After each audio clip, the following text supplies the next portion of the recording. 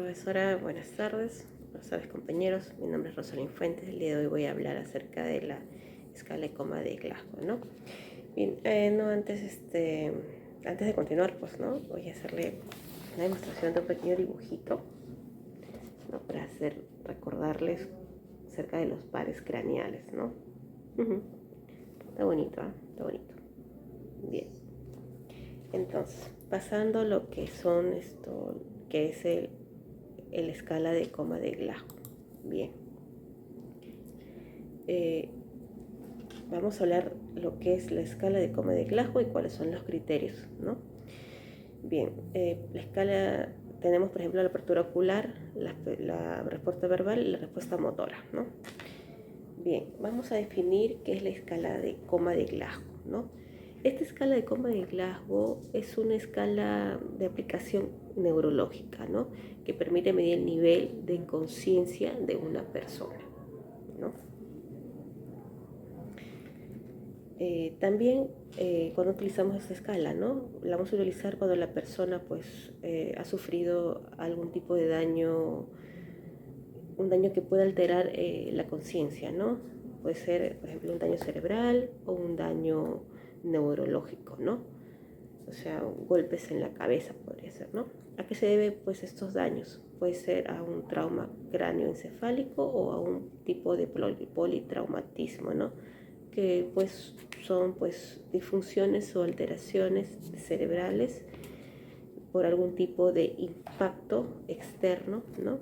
¿Y cuál es la principal causa de esto, ¿no? Que puede provocar de este impacto? Pues este impacto externo es algún tipo de accidente automovilístico, ¿no? Bien, siguiendo. ¿Qué evalúa esta escala de coma de Glasgow? Evalúa 3 parámetros importantes, ¿no? Que son la apertura ocular, la respuesta verbal y la respuesta motora, ¿no? Bien, voy a hablar primero acerca de la apertura ocular. Bien, ¿qué evalúa? Bien, siguiendo con la evaluación, bueno, con la exposición, perdón. Como les decía, ¿no? Tenemos lo que es la apertura ocular, que es primero tenemos que ver lo que es la persona que tenga los ojos abiertos, ¿no? Y que no tenga ninguna necesidad de decirle que abran los ojos, ¿no? Ni siquiera hacer ningún tipo de estímulo, ¿no? Para que eso ocurra, ¿no? El paciente se encuentra con la apertura ocular de forma espontánea, ¿no? Si es así, pues le damos una puntuación de 4 puntos. Lo que significa pues que los mecanismos excitadores de la corteza cerebral están activos, ¿no? En el paciente. Ahora, ¿qué pasa cuando la apertura ocular al momento de hablarle, solamente ocurre al hablarle al paciente? Pues el paciente pues no tiene una apertura ocular espontánea, sino que necesita que le hagamos algún tipo de sonidos, ¿no? Y bueno, ¿no? Para que él recién pueda abrir los ojos, ¿no? Lo que vemos, pues podemos decirle pues al paciente hola y el paciente abre los ojos, ¿no? O también podemos decirle al paciente, por favor, podría abrir los ojos, ¿no? Y el paciente ahí hace recién la apertura ocular, ¿no? Si es así, le da pues una puntuación de 3 puntos, ¿no? Ahora, ¿qué pasa si cuando la apertura ocular pues solo ocurre cuando producimos dolor, ¿no? Por ejemplo, ¿a qué me refiero? A que el paciente no tiene una respuesta ocular espontánea, ni tampoco al momento de hablarle, ¿no? Sino que pues tenemos que estimularle, por ejemplo, algún estímulo doloroso, por ejemplo, generarle en la región del esternón, en la base del esternón, reinomastoideo, o si no, en la parte, ¿no? Y recién cuando hacemos este estímulo, recién el paciente abre los ojos. Si pasa eso, pues le damos una puntuación de 2 puntos, ¿no? Y finalmente, pues tenemos cuando el paciente no tiene ningún tipo de respuesta ocular, pues me refiero a que el paciente para nada abre los ojos, ¿no? Por más que le hagamos un estímulo verbal o un estímulo doloroso, no abre los ojos. Si es así el paciente, pues ahí ese tipo le damos la puntuación de 1 punto, ¿no? Entonces, pues aquí ya pues nos damos cuenta que la más alta es la puntuación 4, ¿no? La peor puntuación pues es la número 1, ¿no? Entonces eso sería prácticamente lo que es el criterio de apertura ocular y esos serían los puntos que se evalúan, ¿no? Ahora pasando al segundo criterio, ¿no? La respuesta verbal, ¿no? La respuesta verbal, ¿qué evaluamos ahí? ¿Qué vamos a evaluar? Bueno, vamos a evaluar si el paciente se encuentra orientado y conversando, ¿no? Si el paciente se encuentra orientado y conversando, le damos una puntuación de 5 puntos. ¿A qué me refiero con orientado y conversado? A que el paciente pues sabe quién es, sabe dónde está y sabe por qué está en ese lugar, ¿no? Es decir, que se encuentra ubicado, que se encuentra en espacio y en persona, ¿no? Lo más importante es que podemos entablar una conversación, ¿no? Completa, que podemos dialogar fácilmente con nuestro paciente, ¿no? Entonces, si es así, pues le damos una puntuación de 5 puntos, ¿no? Ahora, ¿qué pasa? Ahora, si en la respuesta verbal el paciente se encuentra desorientado, pero hablando, le damos una puntuación de 4 puntos, ¿no? ¿A qué me refiero con esto? A que podemos entablar una conversación con el paciente, pero llegamos a un punto en que le preguntamos dónde se encuentra, ¿no? O, por ejemplo, en qué lugar se encuentra, ¿no? Y en qué momento, o en qué mes, en qué año, en qué estación del año estamos, ¿no? Y el paciente no sabe responder, ¿no? Entonces, ¿qué quiere decir esto? Que el paciente se encuentra desorientado en tiempo y espacio, pero no se encuentra desorientado en persona, ¿no? Esto es muy importante porque lo principal o primordial es lo primero que se pierde es la orientación del tiempo, luego la orientación del espacio y finalmente se pierde, el paciente se olvida quién es o pierde la orientación de la persona que es, ¿no? Entonces puede encontrarse el paciente hablando, pero puede estar desorientado en tiempo y espacio, ¿no? Si es así, le damos una puntuación de 4 puntos, ¿no? Bien, siguiendo con la respuesta verbal.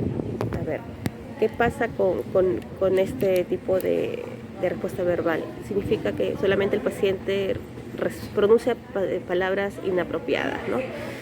¿A qué me refiero con palabras inapropiadas? A que el paciente, pues, podemos comenzar a entablar una conversación con este paciente y el paciente, pues, llega a un punto en que solamente él comienza a quejarse, a renegar o incluso a gritar, ¿no? A eso, pues, se le llama, pues, palabras inapropiadas, ¿no? Y le damos una puntuación de 3 puntos, ¿no? Ahora, si la respuesta verbal del paciente, el paciente solamente hace sonidos incomprensibles, le damos una puntuación de 2 puntos, ¿no? Ahora, ¿qué tipo de sonidos pueden ser estos, no? Pueden ser, por ejemplo, quejidos, palabras que utiliza el médico, ¿no? Y que son palabras irreconocibles, ¿no? Y finalmente, pues, tenemos dentro de la respuesta verbal, si es que no hay ningún tipo de respuesta verbal, pues le damos una puntuación de 1 punto, ¿no? Bien, entonces aquí la mejor puntuación sería la de 5 y la peor puntuación sería y la más baja, ¿no? Sería la de 1 punto, ¿no? Entonces aquí tenemos lo que es, hemos escrito lo que es los puntos que se va a evaluar en la respuesta verbal. Ahora pasamos a lo que es la respuesta y el último que sería la respuesta motora. ¿Qué es la respuesta motora? Acá que vamos a evaluar si es que el paciente se encuentra obedeciendo cualquier tipo de orden verbal. Por ejemplo, ¿a qué me refiero con esto? Le podemos hacer una pregunta, ¿no? O algún tipo de orden. ¿Sabe qué paciente Juan Díaz? Levante la mano. ¿Sabe qué paciente cierre el puño? O que el paciente agarre, por ejemplo, uno de nuestros dedos, ¿no? Si el paciente obedece nuestras órdenes, le damos una puntuación de 6 puntos. Ya, ahora si el paciente, en este caso la respuesta motora solamente el paciente localiza el dolor, le damos 5 puntos. ¿Qué significa localizar el dolor? A que, por ejemplo, le hacemos un estímulo en alguna región del cuerpo, ¿no? Intencionalmente, ¿no? El paciente no sabe, ¿no? No está viendo, el paciente se da cuenta, ¿no? Por ejemplo, él sabe dónde le hemos dado el estímulo, ¿no? Si es así, si él reconoce dónde hicimos el estímulo, le damos 5 puntos. Ahora, pasamos a lo que es si el paciente la respuesta de la respuesta motora es solamente retira y flexiona el dolor, entonces le damos ahí 4 puntos, ¿no? ¿Qué significa esto? ¿Qué significa retirada y flexión del dolor? A que hacemos un estímulo doloroso en alguna parte, en una región del cuerpo, y el paciente no localiza dónde está ese dolor que le estamos dando, ¿no? Sino que trata más bien trata de flexionar, de retirarse del dolor hacia el lado contrario, ¿no? Si es así, le damos la puntuación de 4 puntos, ¿no? ¿Qué más? A ver, si la respuesta motora, el paciente hace una flexión anormal ante el dolor, y eso es importantísimo, esto le denominamos decorticación, ¿no? Que es algo normal, que no debe de pasar, ¿no? Esto pasa a veces en los miembros superiores y inferiores, ¿no? Porque como se flexiona, estos van a flexionarse hacia la región del tórax, ¿no? ¿Qué va a pasar? Que las manos hacen la postura, ¿no? Abducción, ¿no? Los miembros inferiores se van a encontrar extendidos, ¿no? Esta postura se llama la decorticación, ¿no? Que después voy a hablar un poquito de esto. Y ahí, si pasa esto, le damos una puntuación de 3 puntos, ¿ya? Si en la respuesta motora el paciente hace una extensión anormal por algún dolor, o sea, si hacemos, por ejemplo, el estímulo doloroso y el paciente comienza a extender los miembros superiores y inferiores, esta postura se le denomina pues la descerebración, ¿no? Y le damos una puntuación de 2 puntos, ¿no? Ahora, finalmente tenemos, si que no hay ningún tipo de respuesta motora, pues le damos 1 punto, ¿no? Algo también quiero decir, la decorticación y la descerebración significa, estos dos tipos significan daños diferentes, ¿no? En el cerebro. Si tiene decorticación, significa que tiene una falla cerebral a nivel del cerebro medio o a nivel de la región talámica. Si el paciente tiene la postura de cerebración, significa que el daño del paciente es más inferiormente y principalmente en la región del tronco, ya, lo que significa un daño más severo, ¿no? Entonces, la puntuación máxima en la respuesta motora es de 6 puntos y la puntuación mínima es de 1 punto, ¿no? Muy bien, esto, a ver, para hacer una pequeña recopilación, esos son los tres principales, ¿no? En la escala de coma, los 3 criterios en la escala de coma de Glasgow, que es la apertura ocular, la respuesta verbal, la respuesta motora, ¿no?